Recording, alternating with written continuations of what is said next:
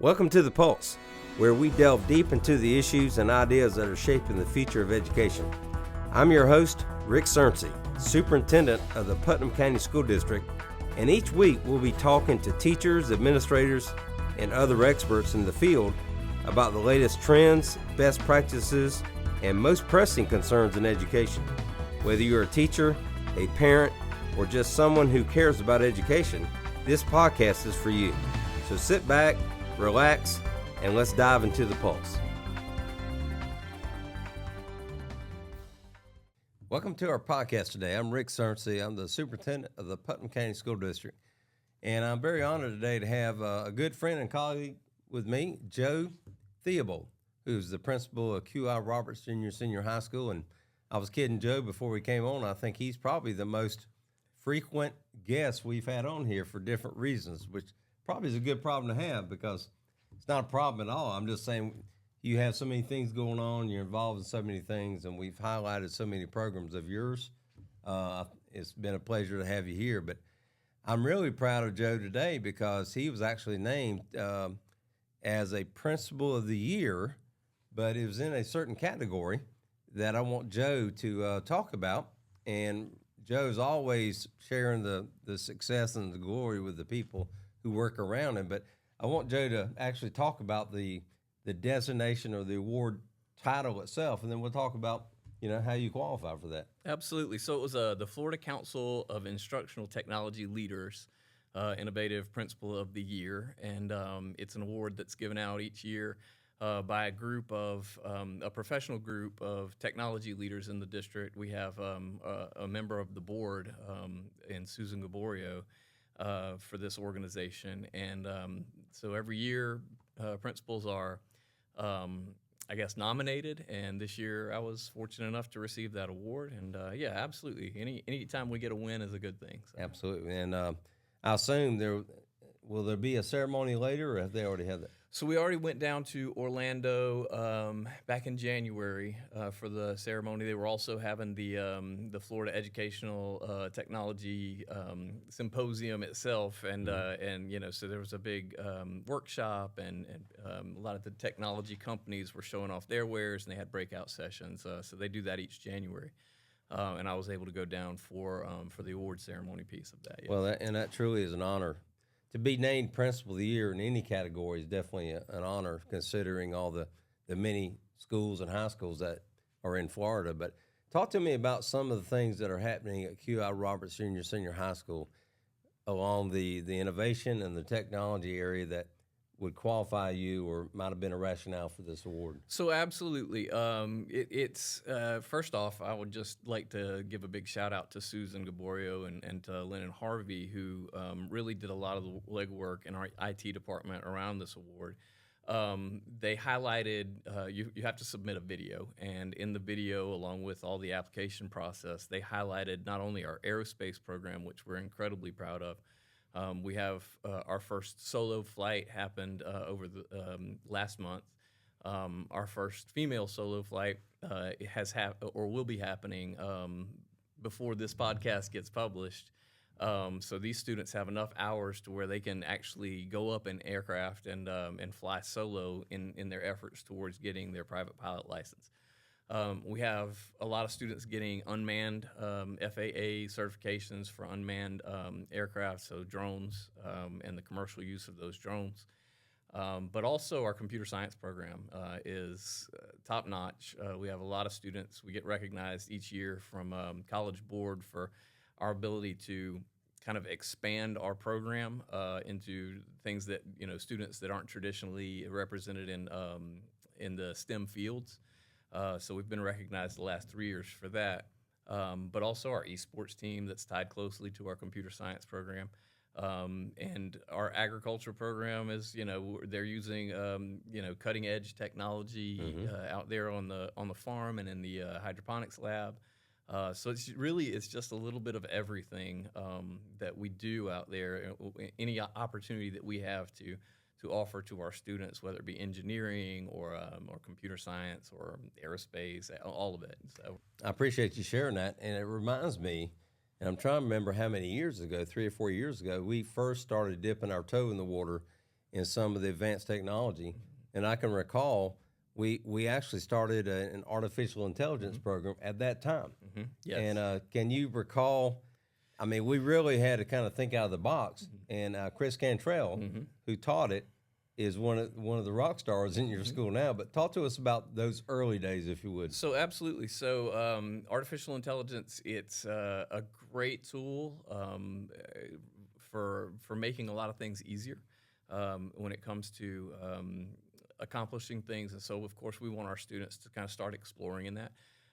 We were approached by a curriculum company that was kind of a startup. They wanted to create a curriculum that high schoolers could approach and adapt so that they could then go into college with some machine learning background.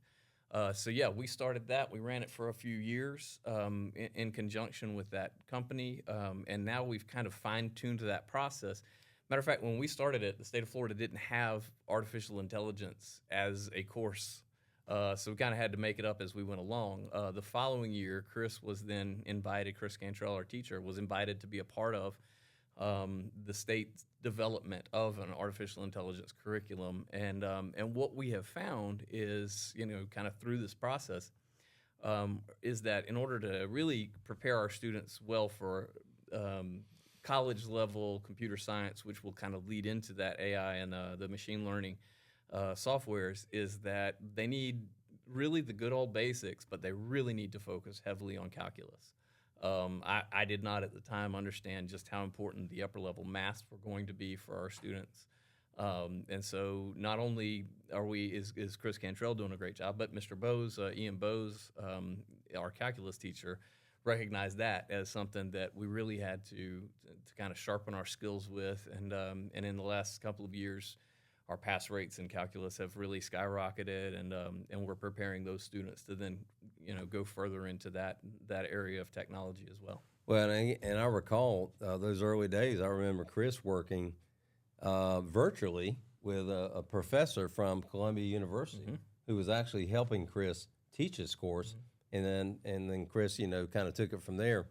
But by the way, Chris, I don't think you mentioned, but Chris has been very instrumental in the esports team and some, national championships. Yep. So he's won 2 national championships in a row, and will be in the semifinals this year because they won the fall tournament. Chris is a former esports professional, so he played basketball for the Lakers, literally the LA Lakers, but the video game version. Because if you saw Chris, he's about 5'7". Definitely not on the Lakers, but he knows the industry. Having experienced it at that level, and has kind of guided us in our first efforts towards having esports teams. And now we've branched out and we have those esports teams at all 4 of the high schools. Our esports team continues to be extremely successful, and I look forward to seeing how their spring finals kind of play out. Last year we were sweating it because the championship was played on our graduation day.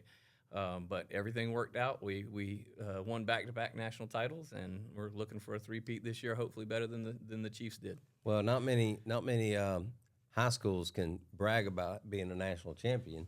And going back to the AI thing, and you mentioned it has really created a need for our teachers to be computer science certified.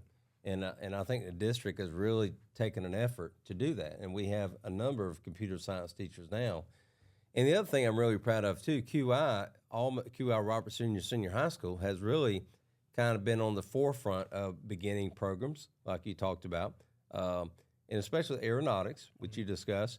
And now it branches out to other high schools. And to me, it's kind of like you're kind of like the incubator, if you will. You start it, and then we test drive it and really leverage it for other high schools. And I'm really proud of that. And we also have teachers who are in these other high schools that have taken that on. So, Joe, we talked about some of the amazing things that QI Roberts is doing or has done in technology, and some of the innovations that you've done that we've been able to really leverage to our other high schools. So that's really remarkable. Let me ask you this as we close today. What are some things that you're looking for maybe the future at QI Roberts? And I know that's kind of a loaded question, but you know, you've kind of built on some of these past successes. You being the innovative principal of the year, I know you're constantly thinking about things. What do you see in the future? We are offering an engineering elective this year that includes middle schoolers. We changed our robotics introductory course that kind of used to guide our students into the aerospace. And now we have changed it to engineering, to where it will really be kind of a 7th and 8th grade engineering introductory course that they can take exams on and get a CTE credit for. And then kind of branch out. Do they want to go computer science? Do they want to go into the aerospace? And what I kind of would like for them to do is create a problem for me to solve later where they'd like to go into generalized engineering. We have several engineers on the campus as teachers, and I would like to see our students start taking some of the basic fundamentals of engineering, whether they're interested in civil engineering, architecture and design, the electrical engineering, all of these different things that I feel as though we could branch into as more of a generalized engineering before they go off to college, rather than just specifically computer science or aerospace. I feel like that would be something that would be in demand. But in order to create that demand, we are very much student-driven. So in order to create that demand, we've got 12 and 13-year-olds, you know, building bridges and playing with engineering kits, where they're kind of discovering what their interests are, with the goal of kind of grabbing some traction there from them, so that, yeah, when they're in 10th and 11th grade, they're telling me, okay, you know, the 15 of us, we'd like to take this this engineering course. And if they can create that problem for me, then I can find a way to solve it. And being a former principal, I know one thing that you have to kind of address is, who do I have that can teach these courses to? You have some amazing people that are in your school that, you know, from Colonel Lewandowski to Chris Cantrell to many other people that you've mentioned, and we haven't mentioned, but teachers really drive these programs. And so, again, we're student-centered, but we want to make sure we have the best teachers in there. And hopefully we'll continue to be there, and then so we can, you know, grow the program. Absolutely. So any other thoughts? Yeah, a couple other things that I'm looking forward to. We talked about AI, and I really do. I have mixed feelings about AI. I don't know. I think a lot of people in education do. The word generation that comes out of ChatGPT can be very. It can be quite a letdown, because part of what we're having to do is have students create their own thought process. On the flip side of that, as a teacher, it's a remarkable product, because if I want to, if I'm having a hard time thinking about how I'm going to teach a course, or just a lesson, I can type. If I know how to put those prompts in there, I can type that up and input it into the system, and it can give me a series of ideas of how to do this. And I really feel like there is a great deal of innovation that is waiting for us there, because if you think about what AI is, it's just a Google search that takes. If you look at the bottom of a Google search, there's 4 million responses. It takes all of those responses and then crushes it down into something you can read, in a page or two.